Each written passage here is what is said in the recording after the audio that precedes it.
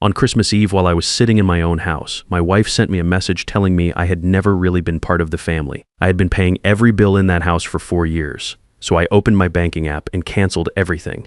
40 minutes later, my phone showed 62 missed calls. I didn't answer a single one. My name is Leonard Whitfield. I'm 62 years old, retired structural engineer living outside Nashville, Tennessee. I'm telling you that up front so you know who's talking. The message came in at 4:17 in the afternoon. I was in my home office going through some paperwork when my phone lit up. Family group chat. Gloria had created that chat 2 years earlier and named it Family Plans. I remember thinking that was a good sign when she did it. A shared space. Something we were building together. Her first message read, "Nolan is joining us for Christmas dinner. The kids think it's better this way." Nolan Price, her colleague at the real estate office where she worked part-time. Then a second message came right after. "You've never really been part of this family, Leonard. Maybe it's time you accepted that." I read it twice, then a third time. Then I opened my banking app. I want to back up a little because this didn't come out of nowhere. 8 months before that Christmas Eve, I had started keeping a running list in my notes app. My friend Howard Garland suggested it. Howard spent 22 years as a police officer before moving into insurance, and he has a way of cutting straight to the point that I have always appreciated. We were having coffee one Saturday morning, and I told him something felt off at home. Couldn't name it exactly. Gloria had been working late more often. She got a new phone and kept it face down on tables. Small things. Howard looked at me and said, "Write it down, Leonard. When it's in writing, you can actually see it." So I had been writing it down for 8 months. The weekend trips she called company retreats. The $340 dinner charge on the joint visa she said was client entertainment. The way she laughed differently when she took calls in the other room. The way she stopped asking how my day went. The way Nolan Price's name kept coming up in conversation. Always casual, always explained away. I wasn't certain. That's what I kept telling myself. Not certain. But reading those words on my phone on Christmas Eve afternoon, I think some part of me had been certain for a long time. I put the phone down on the desk and sat there for maybe 2 minutes looking out the window at the backyard. My first wife, Norma, had planted a row of reed buds along the back fence this spring after we bought the house. She passed 6 years ago from an illness that moved faster than anyone expected. Those red buds had come back every year since, without any help from me. In December they were bare, just thin branches against a gray sky, but I knew what they looked like in April and that was enough. Biscuit was lying by the back door. Old Yellow Lab who had been Norma's idea, and who had outlasted a lot of things in this house. He looked up at me when I walked past, then put his head back down. I went to the kitchen, poured a glass of water, and stood at the counter for a minute. Then I went back to my desk and opened the banking app. The joint household account pulled $4,200 every month. That covered the mortgage, utilities, groceries, everything. My income, my retirement funds, my name on the account. I had set it all up when Gloria and I got married 4 years ago because it seemed like the right thing to do. Take care of the household. Be the provider. That was how I was raised and I never questioned it. I canceled the joint transfer first. Then I went through everything else. The auto pay on Gloria's car note, canceled. The subscription services tied to my account, canceled. Every scheduled transfer I could find, one by one methodically, the way I used to check load calculations on a job site. You go through each connection point. You don't skip anything then. I went back to the family chat, typed one line and read it twice before sending. Understood, canceling all transfers as of tonight. Merry Christmas. I left the chat. I set the phone face down on the desk, walked to the kitchen, and made a pot of coffee. Norma always kept a good bag of coffee in the freezer for the kind of day when you needed something steady. I had kept that habit going. Some things are worth keeping. By the time the coffee was ready, I had 34 missed calls on the screen. I didn't pick up. I poured my coffee, sat in the chair by the living room window, and watched the street outside, Christmas Eve in suburban Tennessee. Neighbors carrying bags from cars into houses, kids running ahead of their parents in winter coats. The old oaks on my block holding their bare branches up against the last of the daylight. I thought about Norma. I thought about the 28 years we had together, and the man I had been in that marriage, and the man I had somehow stopped being in this one.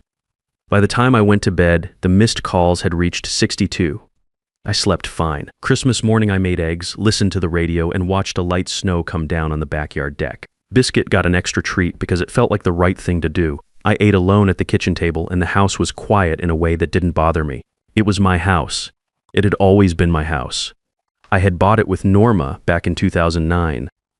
3 bedrooms, attached garage, the redbud trees she insisted on planting even though the landscaper said they were too close to the fence. The house was worth around $380,000 now. maybe more.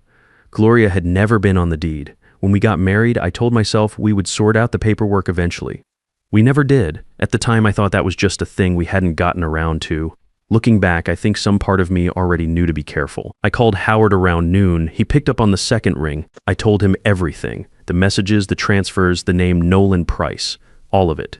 Howard listened without interrupting. When I finished, he was quiet for a moment, and then he said, "How long has Price been at that office?" I told him about 8 months, based on when Gloria first mentioned his name. Howard said, "All right, don't do anything else yet. Let me make a few calls, and Leonard document everything you have. Every message, every transfer confirmation, every record. I already had most of it." That afternoon, I opened a spreadsheet and organized everything going back to when Gloria and I had combined finances after the wedding. Every automatic transfer, every date, every amount. When I added it up, the number came to just over $200,000. I sat with that number for a while, $200,000 over 4 years. That was real money. That was the kind of money that takes years to save and disappears faster than you expect when you're not paying attention to where it goes. Norma and I had talked about traveling after I retired. Portugal, maybe, Scotland. We had put it off the way you put things off when you think there's plenty of time ahead of you. There wasn't. After she passed, I told myself I was being generous with Gloria because that was what Norma would have wanted. Take care of the people around you. Don't be stingy with the people you love. Howard called back 2 days after Christmas. He had looked into Nolan Price through public records, nothing illegal. Just the kind of background check a man with 22 years in law enforcement knows how to run. Nolan had finalized his own divorce about 2 years prior.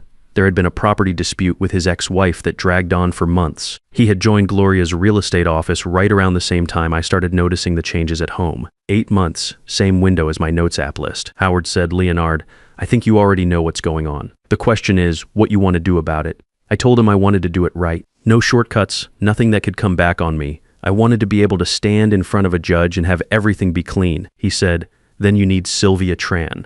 I was in Sylvia's office the week between Christmas and New Year's. She worked out of a small firm in downtown Nashville, second floor of a brick building 2 blocks off Broadway. No frills, no fancy lobby, just a woman who had been doing divorce law for 18 years and knew exactly what she was looking at when I put my documentation on her desk. She went through the spreadsheet, the bank records, the printed notes app list.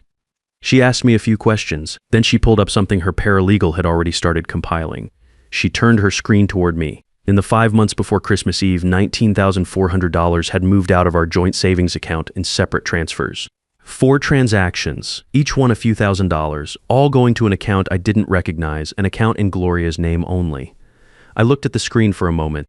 Then I looked up at Sylvia. She said, "In Tennessee, that's called dissipation of marital assets. It is a factor in how a court divides property." I asked her what our overall position looked like. She said Tennessee is a fault divorce state. Adultery is a recognized fault ground and it directly affects asset division.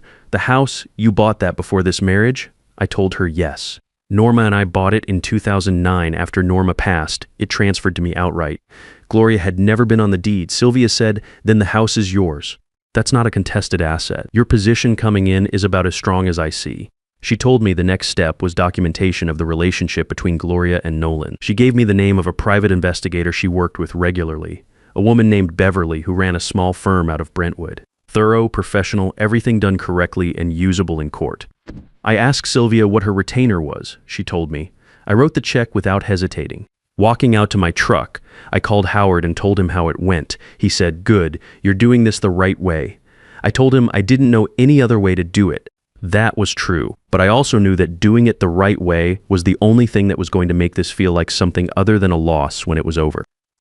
Beverly delivered her report 3 weeks into January. She was exactly what Sylvia had described. Quiet, professional, no drama. When she handed me the folder in her office, she walked me through everything it contained. Photographs with timestamps, location records from 2 separate occasions, written observations from a third. All of it legal, all of it documented in a way that would hold up if it needed to. I drove home and sat at the kitchen table and looked at the folder for a long time without opening it again. I already knew what was in it. Seeing it confirmed wasn't a surprise. It was more like the last piece of something you have been building in your head for months finally clicking into place. Not relief exactly. More like the strange stillness that comes when you stop waiting for something and it finally arrives. Biscuit came over and put his head on my knee the way he does when he senses something is off. I scratched his ears and told him he was a good dog. He has always been a good dog. I called Sylvia the next morning and told her the report was ready. She said she would contact Beverly directly for the evidentiary copies. Then she said, "Leonard, I want you to be prepared. Once we file, things tend to move quickly. Gloria will likely respond with something designed to control the narrative. People in her position often do. I told her I was prepared. I wasn't entirely prepared." Gloria called on a Thursday in late January. I had been answering a handful of her calls by then, short conversations, nothing productive. Mostly her cycling through versions of the same story. Nolan was a friend. I had misunderstood. I was being reactive. This one was different. Her voice was controlled, but I could hear something underneath it. She said she knew I had been making inquiries. She said if I was planning to go after her in court, she would make sure people knew what kind of husband I had really been. She used the words controlling and emotionally withholding and said she had been miserable for years. I let her finish. Then I said, "Gloria, my attorney will handle everything from here. I won't be discussing this by phone." I ended the call. I sat at the kitchen table for a few minutes after that. Not angry exactly, more tired than anything. 28 years with Norma and I never once had a conversation that felt like a negotiation over who got to be the victim. I had not realized until right then how much energy it takes to be in a marriage where you're always slightly off balance, always adjusting, always wondering what you missed. Howard came over for dinner that Friday. His wife Pauline sent a casserole dish she had made, which was the kind of thing she always did when someone in her orbit was going through something hard. Howard and I sat at the kitchen table after dinner with 2 glasses of bourbon, and he let me talk as much or as little as I wanted. At one point he said, "You know, the hardest part of what you're doing, it's not the legal stuff. The legal stuff has a process. The hard part is accepting that the person you married was not who you thought she was." I told him I had been working on that. He said, "Norma was the real thing, Leonard. You know what that looks like? That's actually what makes this harder, not easier." He was right about that. Knowing what a good marriage feels like makes a bad one more confusing, not less. You keep looking for the person you thought was there. In early February, Sylvia filed the divorce petition. Gloria retained her own attorney, a man named Gary Hollister, who Sylvia said was competent and would advise her honestly about her position, which meant he would tell her the evidence was solid, the fault grounds were established, and fighting it aggressively would cost more than it would gain. 2 weeks after the filing, Philip came to my door. My son, 31 years old, Gloria's son from a previous relationship, a kid I had helped raise for the past 4 years and had genuinely grown to care about. He was standing on the front step in his jacket looking like he had not slept properly in weeks, which was probably accurate. I let him in, made coffee. We sat at the kitchen table. He talked for a long time. He said he had noticed things at home for months. The way his mother talked about Nolan the late evenings. The shifted stories. He said he hadn't said anything because he didn't know how. Because every time he thought about bringing it up, he told himself maybe he was wrong, maybe it wasn't his place, maybe it would blow over. I listened to all of it without interrupting. Then I asked him one question. "Philip, were you going to say any of this if I hadn't canceled the transfers?" He looked at the table. He was quiet for a long moment. "I don't know, Dad. Honestly, I don't know. That was a hard thing to sit with. But it was honest, and I respected the honesty even when it hurt. A man who tells you the uncomfortable truth is worth more than one who tells you what you want to hear." I told him the legal process would run its course. I told him I hoped we could find a way through this. He nodded. When he left, we shook hands at the door. It was a start. Gloria posted on Facebook on a Monday morning in mid-February. I don't use Facebook myself. Harriet called me. Harriet is Norma's aunt, 79 years old, still does her own crossword every morning without help, and has been one of the sharpest people in my life since the day I met her. She called at 8 in the morning and said, "Leonard, you need to know what she has written." I drove out to Harriet's retirement community in Franklin. She showed me on her tablet. Gloria had written about being financially abandoned by her husband without warning. She wrote about feeling controlled during the marriage, about a man who used money as leverage, about being left with nothing right before Christmas while her children watched. She had included a photo of Marlene and Mason, Philip's kids, my grandchildren, 9 and 6 years old, standing in their winter coats in front of the house looking solemn. She had not asked Philip before posting that photo. The post had been shared 38 times. I read it twice. Harriet watched me read it. When I set the tablet down, she said, "What are you going to do?" I took out my phone and pulled up the screenshots of the Christmas Eve group chat. The exact messages, the exact timestamps, Gloria's words. "You've never really been part of this family, Leonard. Maybe it's time you accepted that." All of it right there in the record. I forwarded the screenshots to 3 people. Howard, who already knew everything. Harriet, who was sitting right across from me and would know exactly what to do with the information. And my neighbor Clifford, a retired contractor who had known both Gloria and me for the better part of 3 years and whose opinion carried real weight in the circle of people we both knew. I sent one line with each message. This is what prompted my decision. I won't be posting publicly, but you deserve the full picture. I did not comment on Gloria's post. I did not respond publicly. I did not defend myself online. I drove home and let it sit. Within 4 days, the tone of the comments on her post had shifted. A few people who had written supportive things went quiet. Someone left a comment saying there was more to the story. 2 women Gloria worked with at the real estate office. People who had seen the screenshots circulate through Clifford's network stopped returning her calls. Nolan, according to Howard, had gotten noticeably quiet at the office and was keeping his head down. Gloria deleted the post by the end of that week. Harriet called me the evening Gloria deleted it. She didn't make a big thing of it. She just said, "Good, now let the lawyers finish it." The divorce hearing was scheduled for late April. Sylvia had been clear with me from the start about what to expect. Tennessee fault divorce proceedings with documented evidence tend to move towards settlement rather than trial. Gloria's attorney, Gary Hollister, as Sylvia had predicted, advised her correctly once he saw the full picture. The fault grounds were established. The dissipation of the $19,400 was on the record. Fighting aggressively would cost Gloria more in legal fees than she stood to gain. The hearing itself was quieter than I expected. I sat in a courtroom that smelled like old carpet and fluorescent lights and listened to the proceedings with the same attention I used to give to site inspections. The judge reviewed Beverly's documentation. He reviewed the transfer records and the $19,400 dissipation. He reviewed the deed to the house. When it was done, the ruling was straightforward. I kept the house outright, the same as it had always been. The remaining joint assets, a small rental property we had bought together 2 years into the marriage, and 2 investment accounts, were divided 60-40 in my favor. The $19,400 Gloria had transferred was factored into her share of the division. Total outcome in my favor after everything was settled. The house at $380,000 plus roughly $11 from the asset split. I shook Sylvia's hand outside the courtroom. She said, "You handled this well, Leonard. You kept your head the entire time." I thanked her and meant it more than I could easily say. I drove home on the interstate with the radio off. Just the sound of the truck and the road. I had gone into that marriage believing I was doing the right things.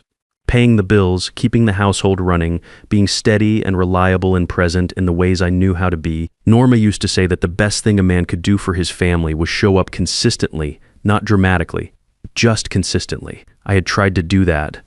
The problem was I had confused showing up financially with being genuinely valued. Those are not the same thing. They can look the same from the inside for a long time before the difference becomes impossible to ignore. I pulled into my driveway and sat in the truck for a minute before going inside. The redbuds along the back fence were in full bloom. Pink all the way down the fence line, the way they were every April, the way Norma had imagined them when she picked them out at the nursery and said, "These ones, Leonard, right here." I went inside and fed Biscuit his dinner. Then I made myself a decent meal for the first time in weeks and ate it at my own kitchen table in my own house and felt something I hadn't felt in longer than I could easily say. Steady, just steady. Harriet called in May and asked if I would come to Sunday lunch at her place in Franklin. Philip was bringing the kids. She said it carefully, the way Harriet says things she has thought through. Not a confrontation, Leonard, not a pressure situation, just lunch. Marlene and Mason have been asking about you. I drove out on a Sunday when Tennessee smelled like honeysuckle and fresh-cut grass and the sky was that particular shade of blue that only shows up in late spring. Harriet's retirement community has a dining room that looks out over a garden courtyard. She had the windows open and a fan turning slowly overhead and a spread on the table that made it clear she had been cooking since morning. Marlene saw me first in the hallway. She is 9 years old and has her father's eyes and her grandmother Norma's way of reading a room before she walks into it. She stopped for just a second, working something out. Then she walked over and hugged me around the middle without saying anything. I put my hand on her shoulder. That was enough. Mason was behind Philip, watching with the careful expression of a 6-year-old who has picked up on the fact that something complicated is happening with the adults around him. Harriet said, "Mason, your grandfather brought those cookies from the bakery on Main Street." The careful expression resolved itself into something considerably more interested. Philip and I shook hands. It was not easy. It was not supposed to be easy yet. But it was honest, and after everything that had happened, honest felt like exactly the right place to start. We had lunch. Harriet had made her pot roast, which she has been making since before I knew her, and which remains one of the best things I have ever eaten at anyone's table. After lunch, we played a card game that Marlene dominated from the first hand with a focus that reminded me of Norma doing a crossword, complete and unhurried. Mason's running commentary on every play was the best entertainment I had had in months. At some point in the afternoon, Mason climbed up onto the arm of my chair and pointed out a cardinal sitting on the garden fence outside, red as anything. He said, "Grandpa, do you have birds at your house?" I told him I had some, mostly sparrows lately, but I was working on attracting more. He said, "I want to come see them." I said, "Then you will have to come visit." He looked at me the way 6-year-olds look at you when they are being completely sincere about something. Okay, next time I drove home along the back roads with the windows down, past farms and tree lines and small white churches with their marquee signs out front. The kind of drive that reminds you why you chose to live where you live. By summer, I had settled into a routine that felt like mine again. Coffee in the morning. Some part-time consulting work, light engineering projects, enough to keep my mind active without running my calendar. Walks with Biscuit along the creek trail behind the neighborhood. Sunday lunches at Harriet's when the kids were there, which had become a regular occasion. Howard and Pauline came for dinner twice in July, and one Saturday the four of us drove out to a winery in Arrington that turned out to be worth every mile of the drive. I was present for things in a way I had not been in years. It is surprising how much attention you have available when you're not quietly managing someone else's decisions every month, not tracking whether a transfer cleared, not wondering what the next unexpected expense was going to be framed as, not adjusting yourself to fit a version of your own life that never quite felt like it belonged to you. Late August, I got a letter in the mail. Harriet's handwriting on the outside, but inside was a folded piece of paper with a drawing on the front in crayon. A house, a man with gray hair, a dog, 2 kids, a bird. Inside in careful printing, "Grandpa, can we come see the birds soon? Love, Marlene and Mason." Mason drew the dog, and at the bottom in bigger, less steady handwriting, the dog is Biscuit. I stood at the front door and read it twice. Then I went and found a frame for it. There's something I kept coming back to all through those months. For a long time I confused what I provided with what I was worth. I kept the accounts funded and the household running and told myself that was what a good man did. And maybe it was for a while, but somewhere along the way it stopped being generosity and became a habit of proving myself to people who had already decided I was optional. It took 7 words in a group chat on a Christmas Eve to make me finally see the full picture clearly. Gloria thought she was cutting me down. It turned out she cut me free. If any part of this story sounds familiar, if you have been in a situation where you kept giving and kept being told it was not enough, leave a comment below. We read every single one, and if you're new here, subscribe. There is more where this came from.